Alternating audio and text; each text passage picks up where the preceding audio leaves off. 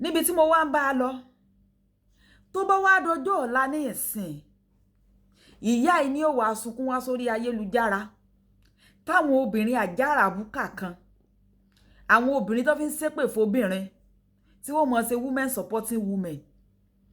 supporting women olórí ibú ẹ̀káǹtì ní áùtù tó bá ti dorí women supporting women lórí tí ò dáa ọkùnrin bó ti di ọkùnrin jọ náà so ti yé tó bá ti di women supporting women lórí tó dáa ìgbà náà mo jóbìnrin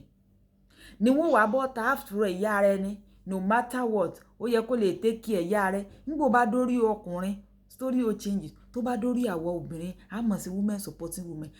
ṣe irú ìyá yìí náà ní ìsìn the next 10 years 15 years nírú ìyá tí mo narrate story tọmọ rẹ sọ yìí tí ìyá ń bá wá jáde wá wípé ọmọ ti ṣe dáadáa o kò rántí mọ́ ẹ dákun kí lè fẹ́ sọ nípa rẹ̀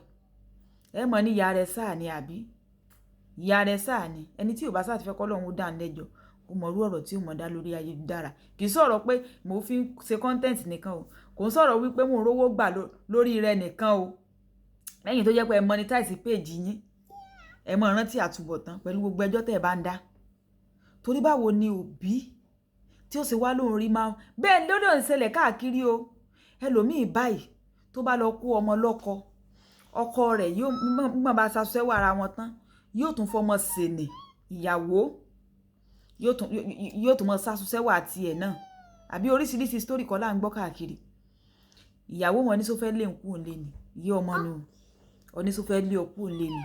mọ̀ fọjọ́ ọ̀la tiẹ̀ sí é